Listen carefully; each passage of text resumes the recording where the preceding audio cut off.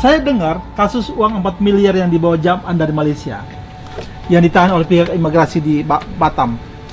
Saya dengar itu akhirnya diamankan oleh Jody. Yang diamankan itu bukan hanya 4 miliar yang dari Malaysia, itu bukan.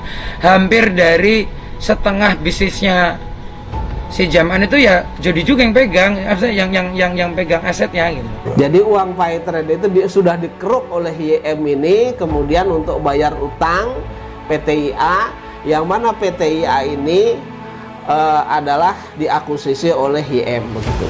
Jadi ada penyelewengan dana dari Paytrade kepada PTIA. PTIA ini bergerak di bidang apartemen. Ini adalah sebuah pengkhianatan yang luar biasa, di mana seseorang menggunakan kepercayaan orang lain, menggunakan kepercayaan saudaranya sendiri untuk kepentingan perutnya sendiri, teman.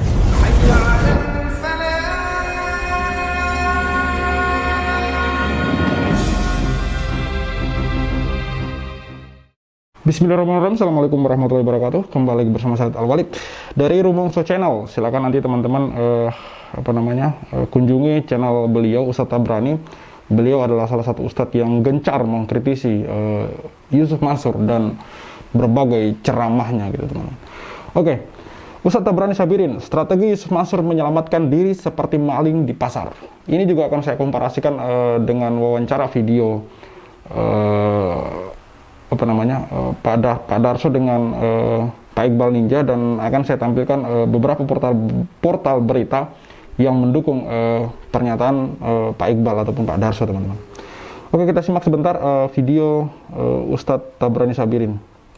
Para pemirsa, karena kasus dan cerita hidup Yusuf Mansur itu sangat syarat dengan kasus-kasus hukum, kasus kriminal, penipuan, penggelapan uang, maka sepanjang sejarah hidup kita ini, kalau membahas tentang cerita Yusuf Mansur, kayaknya nggak selesai-selesai. Sekarang kita angkat satu episode, kenapa sih dia sangat dikdaya melakukan tindakannya? Kok orang lain bisa ditangkap, kok dia nggak? Salah satu caranya dia telah membuat exit strategi. Jadi kalau sebelum melakukan tindakan dia sudah melihat ini akan begini akhirnya dan bagaimana menyelamatkan diri. Jadi seperti cerita maling di pasar lah. Itu jarang maling yang ketangkap gitu. Karena dia udah tahu nih nanti kalau dikejar oleh massa, dia nggak mau kan digebukin. Apalagi sampai mati gitu. Apalagi nanti kalau dibakar gitu. Nah, maling itu biasanya udah hebat lari menyelamatkan diri gitu. Macam-macam tingkahnya. Nah, Yusuf Mansur, kenapa sih gitu? Itu tindakannya itu seolah-olah ini berjalan mulus. Nah, walaupun nanti orang menjerit, dan ada juga nanti nggak mau mengungkapkan ceritanya karena malu. Nah, dalam cerita-cerita Yusuf Mansur itu, dia itu membangun relasi kuasa tipu-tipu gitu. Bagaimana caranya? Yang pertama, yang terlibat itu tidak dia sendiri. Yang terlibat itu misalnya nih orang-orang di sekitar dia. Itu pasti terlibat. Maka kita lihat siapa di sekitarnya. Karena itu kata Rasulullah, orang tuh terlihat siapa temannya. Atau teman itu dilihat siapa temannya, sama kan? Si A terpengaruh karena si B gitu. Si B ini melakukan itu karena dapat sinyal dari si A. Maka terjadilah kolaborasi sebuah kejahatan. Ya, mengutip dari apa yang disampaikan oleh Ustadz Tabrani Sabirin tadi, kita akan langsung menuju ke wawancara Pak Darso Arif dengan Pak Iqbal mengenai exit strategi dan siapa temannya gitu, siapa orang yang berkolaborasi dengan Yusuf Mansur ini. Pastinya beberapa kalian yang sering mengikuti video saya itu tahu bahwa Yusuf Mansur ini memiliki bisnis yang dia jalankan bersama Jody Brotosuseno, yaitu warung Stick and Shake. Nanti kita akan simak wawancara Pak Darso Arif dengan Pak Iqbal. Saya akhirnya penasaran dong. Saya tanya, misalnya nih Tat, waktu itu kan saya belum manggil Jam'an, nggak berani ya, jadi ngomongnya saya manggilnya Ustadz. ada judi juga di situ. Misalnya meleset ini gimana dong gitu kan, resikonya apa nih? Udahlah dengan gaya Betawinya itu, tenang aja Jaman, tenang aja Iqbal, tenang aja nih, paling tahu caranya nanti gimana cara meminta maaf kepada masyarakat, tinggal minta maaf aja, itu beres. Lihat Pak, dengan gampangnya dia udah punya exit strateginya gitu loh. Itu yang di situ saya gila, ini bukan pintar lagi, ini bukan cerdik, ini licik gitu loh. Nah, di situ teman-teman kalau diteliti, Pak Iqbal mengatakan bahwa dia menanyakan gitu. Jadi Pak Iqbal ini mungkin waktu itu berlawanan dengan hati nuraninya ya, apa yang dipresentasikan oleh Yusuf Mansur. Lalu dia, kan ini Pak Iqbal ini juga seorang bisnismen ya, bahkan ini dari perkataan beliau sampai ke luar negeri teman-teman. Di sini Pak Iqbal ketika mereka diskusi, di situ ada Jody Brotosuseno juga. Tadi Pak Iqbal ngomong sendiri ya, di situ ada Jody juga. Pak Iqbal ini menanyakan, gimana kalau misalkan meleset? Dengan gampangnya Ustadz Yusuf Mansur mengatakan, tenang aja, saya sudah tinggal minta maaf saja. Dan di situ ada Jody Brotosuseno teman-teman, yang saya garis bawahi. Artinya ini bukan kebetulan mereka berkolaborasi teman-teman. Makanya kenapa dari video-video kemarin saya serukan kepada teman-teman, mari kita boykot usaha-usaha mereka, bisnis-bisnis mereka teman-teman. Paling tidak ini sebagai bentuk protes kita kepada mereka, karena saya melihat sampai sekarang tidak ada itikat untuk menyelesaikan masalah-masalah dengan hak-hak para korban teman-teman. Seperti tidak ada masalah bagi mereka teman-teman. Padahal mereka sekarang sudah angkat-angkat kaki dengan bisnis-bisnis yang mereka jalankan. Bagaimana tidak teman-teman? Oke, kita lanjut. Ini masih pernyataan dari Pak Iqbal atas wawancara dengan Pak Darso Arif. Saya dengar kasus uang 4 miliar yang dibawa Jam'an dari Malaysia yang ditahan oleh pihak imigrasi di Batam. Saya dengar itu akhirnya diamankan oleh Jody. Mas Iqbal pernah dengar nggak cerita itu? Aduh Pak Darso, kalau cuma 4 miliar yang diamankan oleh Jody, masih kurang banyak. Yang diamankan itu bukan hanya 4 miliar yang dari Malaysia, itu bukan.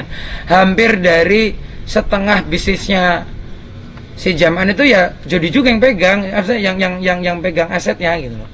Atau mungkin keseluruhan, saya juga nggak tahu. Tapi gini deh, tadi saya sebutkan di awal kita dialog, Jody itu adalah korunnya Jam'an.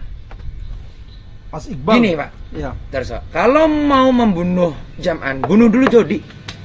Gitu deh, ini saya membocorkan strategi untuk memenjarakan si Jam'an, untuk mengalahkan lah. Kalau nggak penjara itu kan pengadilan ya. Tapi minimal untuk memojokkan seorang Jam'an, caranya jangan dihajar terus Jam'annya. Kalian yang akan terpental karena dia memang sangat panas Pak.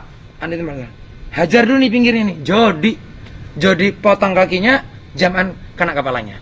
Ini yang saya pegang dari apa yang masukan oleh Pak Iqbal. Ini yang selalu saya perhatikan, bahwa ada betulnya juga pernyataan dari Pak Iqbal bahwa untuk memojokkan Yusuf Mansur ya harus kita kuliti dulu siapa Jody Brotosuseno ini yang selalu bersama dengan Yusuf Mansur ini teman-teman. Karena di sini Pak Darso bertanya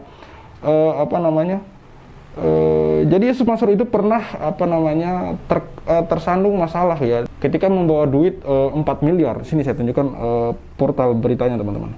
Penjelasan Ustadz Yusuf Mansur yang bawa uang tunai 2 koper. Ini berita 23 Mei 2013 teman-teman. Sekitar 10 tahun yang lalu. Dai kondang yang dikabarkan sempat ditahan bea cukai Pelabuhan Batam karena membawa uang tunai 2 koper bernilai 1,5 juta ringgit Malaysia ya, atau sekitar 4 miliar. Yusuf Mansur akhirnya angkat bicara. Meski mengaku tak tahu adanya pembatasan pemasukan uang sebesar Rp 100 juta, Yusuf Mansur memastikan uang tunai yang ia bawa bukan hasil tindak pidana pencucian. Luar biasa ya, dia membawa uang sampai 4 miliar dan dia bawa sendiri teman-teman. Ini maksudnya gimana ya? Terkait besarnya uang yang mencapai miliaran rupiah, Yusuf Mansur menjelaskan bahwa dana tersebut berasal dari sedekah rekan-rekan di Malaysia dan Singapura. Pada kesempatan itu Yusuf Mansur menegaskan dirinya tidak pernah menggunakan dana hasil sedekah untuk kepentingan pribadi. Ya, siapa yang tahu.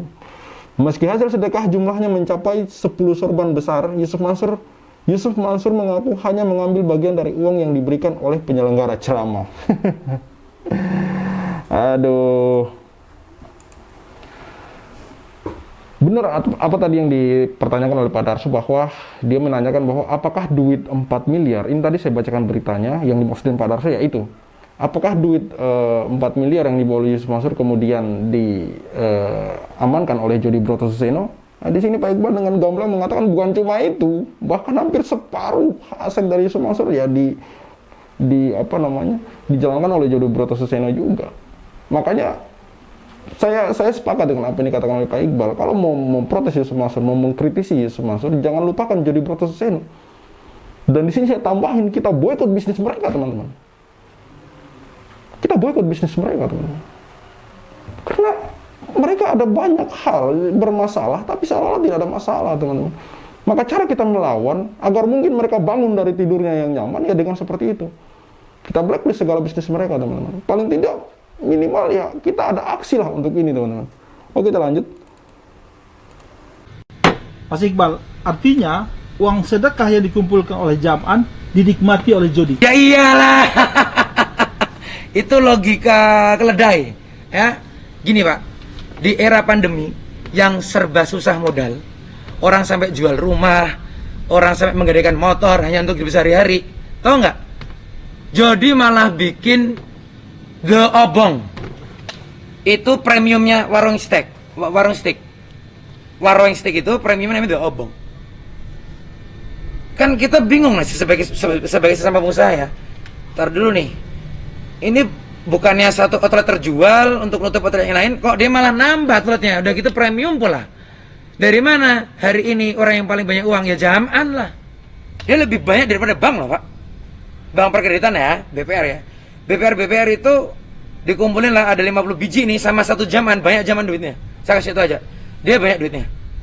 Luar biasa, luar biasa. Teman-teman silakan searching apa yang dimaksud oleh Pak Iqbal The Obong, yang mana di sini menurut pengakuan Pak Iqbal itu dibangun pada saat pandemi COVID.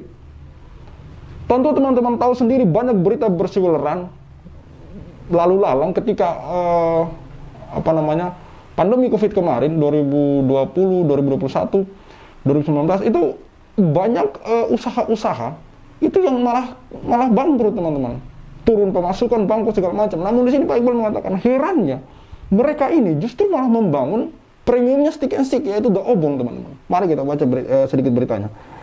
Dari Radar Jogja, restoran steak di Yogyakarta yang masih terus eksis hingga saat ini salah satunya adalah The Obong Steak and Ribs. Restoran ini dibuka pertama kali oleh Sugondo pada tahun 1990-an. Kini The Obong Steak and Ribs cabang Yogyakarta dikelola oleh anaknya Jody Broto Suseno. Manajer The Obong Steak and Ribs Yogyakarta, Dewi Putra Herlambang, menjelaskan restoran steak ini sempat vakum pada tahun 2000, lalu mulai dibuka kembali pada 4 Desember 2020. Berbagai upaya dilakukan untuk kembali memberitahu masyarakat akan keberadaan The Obong Steak and Ribs. Kalau saya tidak salah, ada juga cabangnya di Medan, teman-teman. Dan ini yang dimaksud oleh Pak Iqbal, bahwa di saat pandemi COVID, di mana pengusaha lain susah payah, mereka malah membangun bisnis baru, bisnis premiumnya bernama The Obong ini, teman-teman. Di sini Pak Iqbal mengatakan dari mana modalnya? Ya dari Yusuf Mansur, dari Jam'an. Mengapa saya juga membahas ini, teman-teman? Teman-teman tentu ingat, nanti saya tampilkan cuplikan videonya. Teman-teman tentu ingat apa yang dikatakan oleh Pak Zaini Mustafa.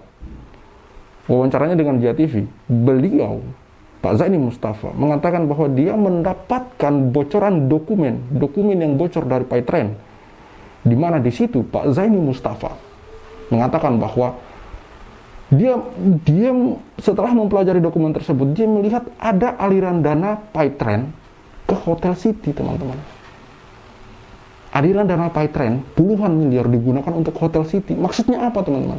Kebetulan saya mendapatkan satu bundel dokumen ini, Mas. Ya, ini adalah dokumen berkaitan dengan transaksi keuangan. Berkaitan dengan transaksi keuangan, saya dapatkan dari seseorang. Kemudian dokumen ini saya minta ke salah satu orang yang ahlinya, kompeten di bidang ini, yaitu bidang perbankan. Berkaitan dengan transaksi keuangan ini 2 orang saya minta, Mas. Jadi ada 2 orang ahli yang saya minta untuk menganalisa dokumen ini. Apa sih maksudnya? Ya, untuk meyakinkan saya. Ternyata dari dokumen ini ternyata dana Paytren itu dipergunakan untuk kepentingan lain, ya, dipergunakan untuk kepentingan lain, bukan untuk kepentingan Paytren tapi untuk kepentingan ownernya, yaitu adalah untuk membayar utang PT IA. PT IA, kemudian hutangnya kemana yang harus dibayar? Itu yang harus dibayar kepada salah satu bank plat merah, Mas. Tidak menutup kemungkinan aliran dana yang masuk ke warung steak and shake itu dari dana-dana yang dari dana-dana usaha-usaha yang lain, investasi-investasi yang lain. Misalkan kemungkinan dari tambang batu bara, dari patungan investasi yang lain. Karena teman-teman, kita perlu ini luar biasa, teman-teman.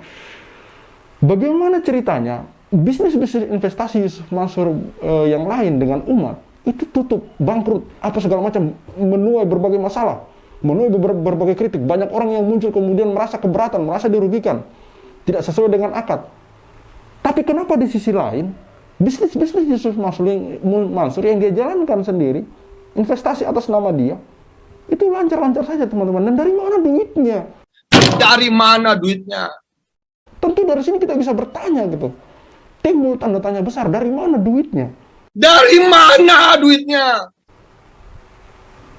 Di sini yang kemudian sampai sekarang menjanggal bahwa ada sesuatu permainan besar di dalam, permainan licik di dalam, teman-teman. Mengumpulkan duit di sini, kemudian menjalankan usaha di sana, teman-teman. Mengumpulkan duit di sini atas nama orang banyak, lalu kemudian ini bangkrut, orang kemudian susah mengambil duitnya, lalu kemudian uang ini dialirkan ke sana, teman-teman. Untuk bisnis yang lain, teman-teman. Atas nama pribadi yang lebih parahnya lagi, teman-teman. Mengerikan. Makanya kenapa saya bilang bahwa walaupun kasus ini mungkin akan memakan waktu lama, insya Allah kita akan tetap teguh untuk mengejar masalah ini, untuk mengejar kasus ini sampai akhirnya terbongkar, teman-teman. Sampai semua orang terbuka matanya, teman-teman. Jangan kemudian ada orang-orang yang memanfaatkan agama, memanfaatkan keyakinan orang lain untuk kepentingan perutnya sendiri, teman-teman, untuk kepentingan golongannya sendiri, teman-teman. Ini adalah sebuah pengkhianatan yang luar biasa, di mana seseorang menggunakan kepercayaan orang lain, menggunakan kepercayaan saudaranya sendiri untuk kepentingan perutnya sendiri, teman-teman. Oke, cukup sekian dari saya. Saya Al-Walid, see you on the next videos.